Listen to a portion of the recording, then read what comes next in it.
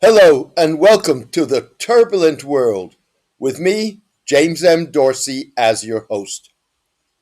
US President Donald Trump is turning the screws on Prime Minister Binyamin Netanyahu as policy towards Israel in the Middle East emerges as a main fault line in the president's Make America Great Again or MAGA support base. In recent days, Mr. Trump has pushed Mr. Netanyahu to abide by the Gaza ceasefire, facilitate the surrender of trapped Hamas fighters, refrain from provocative attacks in Syria, and engage in negotiations with Lebanon. Throwing Mr. Netanyahu a bone, Mr. Trump has sought to mollify him by pushing Israeli President Isaac Herzog to pardon the Prime Minister, who is on trial in 3 cases in which he is charged with corruption and/or breach of trust. Mr. Trump's pressure on Mr. Netanyahu, exerted in a phone conversation with the Prime Minister on Monday, has produced initial results. Mr. Netanyahu has agreed to open the Rafah border crossing between Egypt and Gaza partially, allow Israeli officials to participate in US-led talks with Lebanon, suggested that a security agreement with Syria was possible, and keep the door open to an Israeli withdrawal from Syrian territory that Israel has occupied since the fall of President Bashar al-Assad a year ago. How far Mr. Trump is willing to go in ensuring that Israel reduces tension with Syria and Lebanon and cooperates constructively in the implementation of his Gaza ceasefire proposal by paving the way for an international stabilization force to police the truce will likely be evident when the president meets Mr. Netanyahu in the White House in late December. It will be Mr. Netanyahu's 5th visit to Washington since Mr. Trump returned to the Oval Office in January. No other foreign leader has met with Mr. Trump that often, suggesting that the president may mean business. One card Mr. Trump could play is reviving his October suggestion that he may push Mr. Netanyahu to release Marwan Barghouti, widely viewed as the most popular Palestinian politician, a potential future president, and a proponent of a 2-state resolution of the Israeli-Palestinian conflict. Mr. Barghouti is serving 5 life sentences, plus 40 years in an Israeli prison, after being convicted in 2004 of planning attacks in which 5 civilians were killed. While behind bars, Mr. Barghouti has sought to bridge differences between Hamas and al-Fatah, the backbone of the Palestine Authority. The timing of Mr. Trump's efforts to put Mr. Netanyahu on a leash is as much driven by developments on the ground in the Middle East as by sharp differences within Mr. Trump's Make America Great Again base over Israel. Influencer and former white nationalist Richard Hanania argues that Israel is the last friction point in a far-right takeover of much of conservative America. He noted that the Make America Great Again crowd had adopted 4 of the far-right's key principles, including reducing immigration to preserve white dominance, a perception of relations between whites and non-whites, and Christians and non-Christians as a zero-sum game. The ranking of Americans according to race, religion, and how far back they can trace their ancestors' presence in the country, and identity politics. Mr. Hanania suggests that attitudes towards Israel and Jews are the far right's last frontier. Nearly every ambitious Republican politician and right-wing influencer thinks whites are oppressed and immigration should be significantly reduced, if not ended, and that it is wrong to ever denounce anyone on their side for racism or sexism. But the Jews remain the final boss of Republican establishment taboos, Mr. Hanania said. However, with young Republicans more likely to be anti-Israel and adopt anti-Semitic attitudes, and major right-wing influencers sounding more and more like Nick Fuentes. There is more pushback here from Republican donors, so the ultimate Groyper victory is taking longer. But the trends are unmistakable, Mr. Anania added.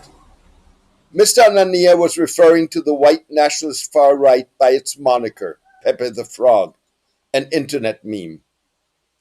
Mr. Fuentes is a controversial 28-year-old white supremacist, anti-Semite, widely viewed as a Groyper leader. In the latest indication of the shift in attitudes of young Republicans, a New York City-based Republican club said it would honor Markus Frohnmayer, a leader of Germany's Alternative for Germany party, at its annual gala, weeks after the club's statewide counterpart was disbanded over a group chat in which members praised Adolf Hitler. Meanwhile, Palestinian President Mahmoud Abbas is attempting to take advantage of the growing far-right turn against Israel by embracing reforms demanded by the United States, Europe, and Arab states of the Palestine Authority, the West Bank-based, widely discredited, legally recognized representative of the Palestinians.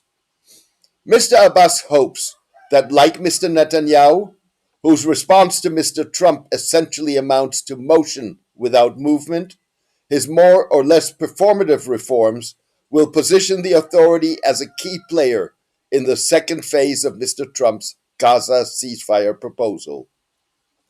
This week, Palestinian Foreign Minister Varsin Achabekian reiterated support for the International Stabilization Force in Gaza, as envisioned in Mr. Trump's proposal and mandated by a United Nations Security Council resolution.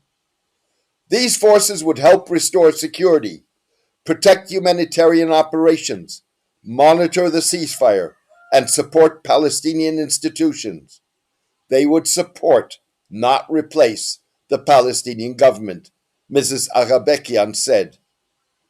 She spoke as the Saudi ambassador to Jordan and Palestine, Mansour bin Khalid bin Farhan al Saud, presented Palestinian acting finance minister Istefan Salameh with a $90 million check to cover public sector salaries.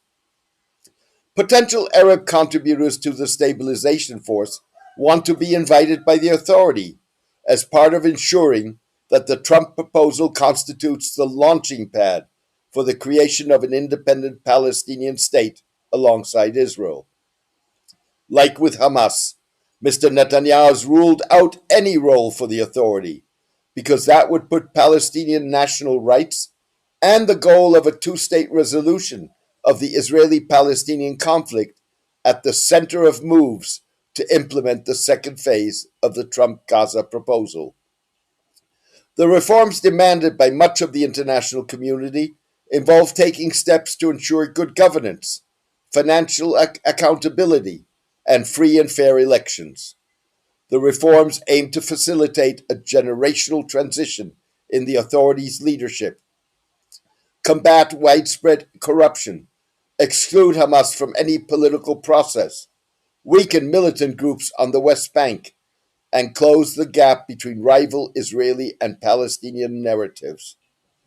In response, Hamas reportedly is debating turning itself into a political grouping as it discusses a potential face-saving formula for complying with the international community's demand that it disarms. This could be where the rubber meets the road for Mr. Trump's pressure on Mr. Netanyahu and maneuvering by Mr. Abbas and Hamas. Mr. Netanyahu has resisted Mr. Trump's formula to facilitate the removal of scores of Hamas fighters believed to be in tunnels beneath the southern Gaza city of Rafah, in Israeli-controlled territory. Mr. Netanyahu's envoy, Steve Witkoff, suggested an amnesty for fighters who laid down their arms as a model for the disarmament of Hamas. Hamas has rejected the formula and demanded safe passage for the fighters to areas of Gaza controlled by the group.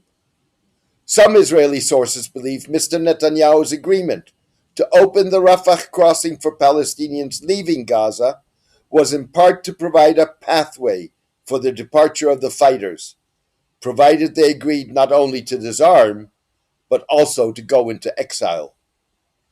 Why are you killing Hamas members trapped in the tunnels instead of allowing them to leave and surrender? Mr. Trump asked Mr. Netanyahu in Monday's telephone conversation. This month's Oval Office meeting could be crunch time if Mr. Trump continues to pressure Mr. Netanyahu. To be sure, one predicts Mr. Trump's next steps at one's peril.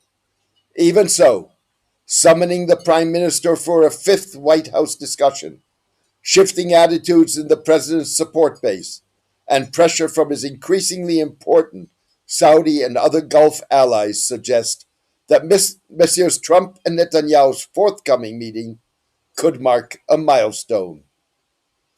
Thank you for joining me today. Thousands worldwide are avid readers and listeners of the Turbulent World. They make this column and podcast possible. Join them in helping to maintain and expand the column and podcast by becoming a paid subscriber. You can choose one of the subscription options at jamesmdorsey.substack.com. Best wishes, and see you soon.